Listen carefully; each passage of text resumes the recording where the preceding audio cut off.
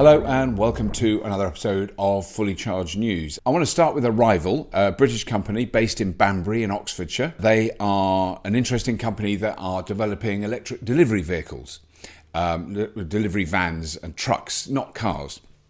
And it's really hard to work out at this stage of the transition to electrified transport which of the startups and new companies that are being formed are going to make it and which are just going to be a footnote in history, if you like.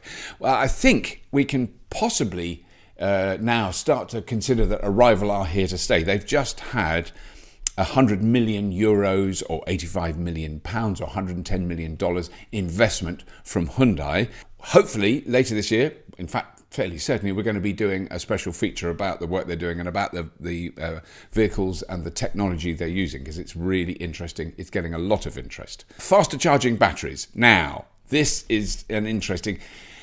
I like to remain, and I think it's important to remain slightly sceptical when you read this is the breakthrough battery that will completely change the human race.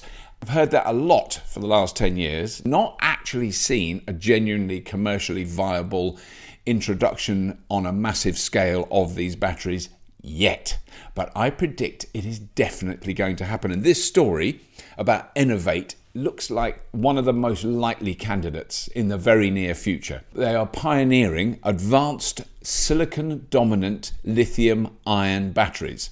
So this is technology that is capable of extreme fast charging. We're talking about 5 minutes to add like 200 miles of range. This is announced as 4th generation lithium-ion technology, and it's optimized already for high volume manufacturing. This is a slightly different battery technology, a slightly different battery chemistry, but it can be manufactured using existing systems. So an existing machine that produces, say, cylindrical or pouch lithium-ion batteries, exactly the same machinery can be used to produce these batteries, even though the actual makeup of the chemistry inside the battery is slightly different. Now, these new battery designs are much more energy dense than existing lithium-ion battery designs, and that is, I find, what is actually more interesting. The charging speed, I'm not that bothered about. I want it to be capable of being charged many more times, which is one of the things Tesla are doing, a battery that can be charged so that it can last 1 million miles.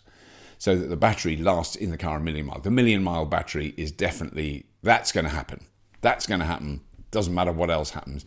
How long it takes to charge, I think, is less important. Its longevity and recyclability are really vital. But these new battery designs from Enervate are much more energy dense. So, for example, the batteries in the Tesla Model 3, which currently are the most energy dense and advanced batteries that are on the market, they store around 250 watt hours per kilogram.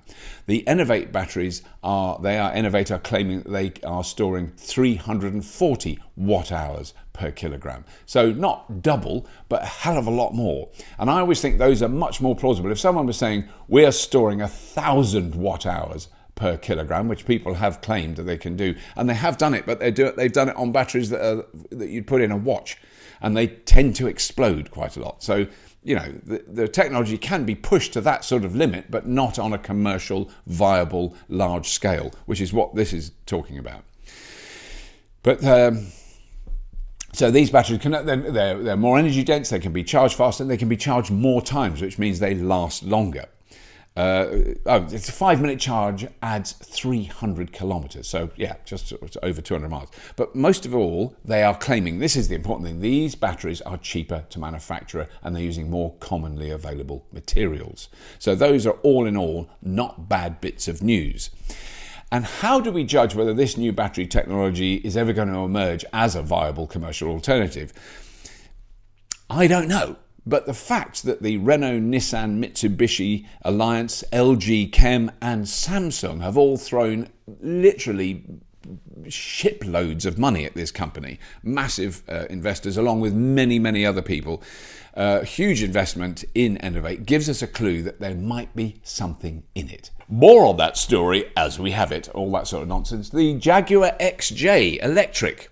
So, after hearing the other day that the Jaguar I-Pace has now passed 20,000 sales, which is very impressive for a brand new car that's just come out, I notice them on the roads all the time, and I've met loads of people who've got them and they rave about them. They love them. Loads and loads of people I've met, and it's their first electric car. So their first electric car was the Jaguar I-Pace, and they're obsessed and love it.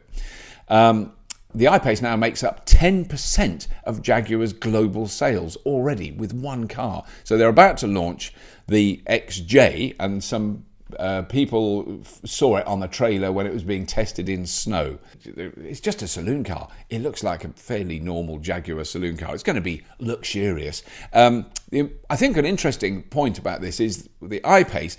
Let's be honest about this. Great British marque, Jaguar. The car is built in Austria, but let's ignore that because this new Jaguar, the Jaguar XJ, is being built in Castle Bromwich. Oh, it's lovely. So that's really good. They're making the car here. Early reports suggest it has a 90 kilowatt hour battery, and there's some talk about it having 4 electric motors, one for each wheel, which would be interesting. It's not been done a lot. Rivian are doing it. Interesting. And it will have, according to Jaguar, beautiful design, intelligent performance, and revered luxury. Now that's what we like, a bit of revered luxury. Oh yes, thank you. But what do we know that revered luxury does? It costs a lot of money. What we clearly need are cheaper, smaller, lighter electric cars that don't necessarily accelerate from 0 to 60 in 1.7 seconds. You know, all that stuff, or can go for 400 miles. No, 150 miles, cheaper car, small hatchback is what we really want. And on that topic, the 2020 Nissan Leaf price range in the USA has just been released. So these are the latest versions of the Nissan Leaf. The Nissan Leaf S, which has a 40 kilowatt hour battery, starts at $31,600, which is £24,000 before any government grants or anything. And the Nissan Leaf Plus S, which has a 62 kilowatt hour battery, comes out at $38,000 American dollars, or £29,000, so under £30,000. Now, just consider, go back 9 years plus to when I bought my Nissan Leaf, the 2011 Nissan Leaf, 24 kilowatt hour battery. If you drove really carefully, you could get about 90 miles out of it when it was new on one charge in the summer, and about 70 in the winter. It had no battery cooling or heating. It had rapid charging. The heater in the first one, I don't even want to talk about it, because if you turned on the heater, you lost about 10 to 15 miles range like that. And you didn't have a lot of range to start with. So this was a real early adopter's car. The new Nissan Leaf, brilliant heater, much more energy efficient, really nice car, much better technology, and is cheaper. And is cheaper than the original, which had a 24 kilowatt hour battery. So the one with a battery that is nearly, well, it's 2.5 times more range. You know, we're talking a genuine range of well over 200 miles in that car, is now under £30,000 before any government grants or anything like that. I mean, the change is still not fast enough, and I'm still waiting for someone to break the mold where they can produce an electric car cheaper than a petrol or diesel car. Now, at the moment, we're getting all our electric cars, the bulk ones, the mass-produced ones, from the big manufacturers who all still make petrol and diesel engines. And they are in a real quandary, because I think even now they could actually have price parity with petrol and diesel cars and still make a profit with electric ones, because the price of the batteries is going down so fast as the production is ramping up all over the world. More and more new factories producing more and more batteries. Batteries are getting cheaper. Everyone knows that. But the price of electric cars is still high, and I question why that is. Because if you're a big manufacturer that sells a whole range of diesel, petrol, plug-in hybrid cars and electric cars, and you could, from the point of view of mass producing them, you could make your electric cars cheaper than your petrol cars. You're not going to do that. You've got this massive investment in this huge infrastructure, employing tens of thousands of people around the world producing combustion engines. You can't undermine that overnight. And that is why I think there is a gap for the startups. Now, which ones it's going to be, I wouldn't dream of saying, but a new company that has some serious investment behind it, that only makes electric cars, Tesla, a perfect example, Rivian will be a perfect example, no legacy of engine manufacturing. Can they start to produce cars cheaper? So the people who might be able to sell you a cheaper electric car are probably not going to be your Teslas or your Rivians, but they might be your Neos, a Chinese company, your BYDs, another Chinese company, mainly make buses, but they also make cars, your Unities, very interesting startup, your Lightyears, another interesting startup, we've covered all these on Fully Charged, or the Sono Motors, which have just raised an enormous amount of money, brilliantly done.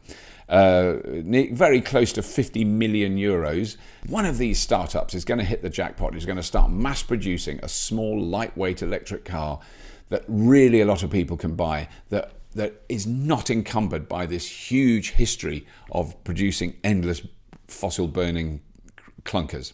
While we're on the subject of car makers, the traditional car makers going through a painful transition, I think it's worth mentioning the boss of Honda, Mr. Takehiro Hachigo. Mr. Hachigo cannot envisage a world where cars don't have combustion engines. So you've got to remember, Honda, the absolute guts of Honda is engines. It's not really cars, because they make, engines for all sorts of things, from outboard motors, motorbikes, cars, obviously, vans, trucks, everything.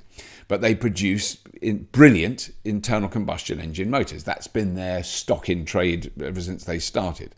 And when he was asked recently about battery electric vehicles, and this is Honda, remember, the company that made the, I think, truly brilliant Honda E. I love that little car. But this is what he said. Are there customers who truly want them? This is about electric vehicles. I'm not sure, because there are lots of issues regarding infrastructure and hardware. I do not believe there will be a dramatic increase in demand for battery vehicles, and I believe this situation is true globally. That's what he thinks. Perfectly legitimate. There's nothing wrong with him thinking that. There's a lot of good reasons to agree with him. He might not be right. I'm just saying. He clearly doesn't watch Fully Charged, and he clearly hasn't seen a recent graph that's just been released in the USA. The Tesla Model 3, 100% electric car, has literally decimated combustion sales in North America. Their sales have gone down, and the Tesla sales have gone up. But one thing we know for sure, the big companies like Honda can, if they want to, really hold things up. They can maintain the current status quo and keep pushing the myths of clean diesel, clean petrol, cleaner plug-in hybrids and hybrid cars. That's where Honda are going. They're going hell for leather with non-plug-in, with mild hybrids. They think that is the future. They know that they have to reduce the CO2 and the particulates that come out of their combustion engines. So they know they've got to do a lot of work to make those engines more efficient, to burn the fuel more cleanly, but they are still burning fuel. They are petrol cars. Because what do we need in this country and what do we need in the world? We need reliable, rapid, public infrastructure, easy to find, easy to use, rapid chargers. Drive up to them, plug them in, touch your card on it, beep, it starts charging. That's all we need. Brilliant. Very simple. That's what Ionity do. I've used their chargers. They're brilliant. They're super reliable, easy to use. What have they done now? They've effectively put their prices up by 500% as of the end of January 2020. That is quite extreme. That kind of almost makes you think they don't want people to use them. Because why would you use them? You're driving down a big A road, you know that there's some Ionity chargers at that cafe, hotel, petrol station, whatever. And further down the road, there's another company, I don't know who it be, BP Chargemaster, Shell, or any one of those, where you could use a rapid charger there. What are you going to do? Which costs much less. Much, much less. What are you going to do? I'm not going to use the Ionity one. It's too expensive. You would only use that charger if it was a dire emergency and you had zero other choice. Otherwise, Ionity will discover this. I'm not going to use them again. It's outrageously expensive. Absolutely outrageous. Okay, the average cost of electricity for a domestic customer in this country is between 15 and 20 pence a kilowatt hour. What are Ionity charging? 69. I'm not even going to lie. I'm going to say 70 pence a kilowatt hour. That makes charging your electric car on that more expensive than having a Rolls Royce running on petrol. It is absurd. It is offensive. It makes me question their motivation. Now, Ionity are backed by BMW, Daimler, Ford, Hyundai, Kia, and the Volkswagen Group. That's who's putting investment into that. But if you're looking at buying an electric car and you've got a bit of money and you could afford to lease one, and you look at the costs of running it and the cost of using public chargers, and you see that all these companies have invested in this brilliant charging infrastructure all over Europe. Fantastic. You think that's really good. How much does it cost? Oh my God, 69 pence a kilowatt hour, or 78 cents in Europe per kilowatt hour. So it's really, really expensive. It's really expensive. And then you look at Tesla, and you can use a supercharger in a Tesla, the super elitist, amazing superchargers that are really elitist for only the elite. 24p a kilowatt hour. That's all Tesla charge.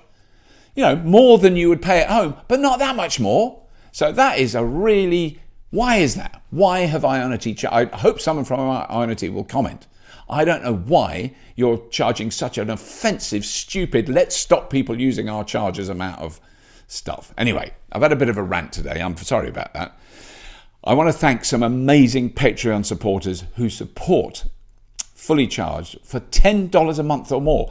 This is absolutely what keeps this show going. So here are 10 wonderful people who support Fully Charged on Patreon, and they are Kooper and Kolton Wilson, Rich Kirk, Tim Spielman Jr., Benoit Kurko, Chris Boost, Daniel Renshaw, Sean Tuyuri, Lawrence Simpson, Lee Carhill, and Milos Duzzinski. Thank you so much for your support. We really appreciate it. I get choked up. That's all. Please do subscribe to this channel if you don't already, but you don't have to. As always, if you have been, thank you for watching.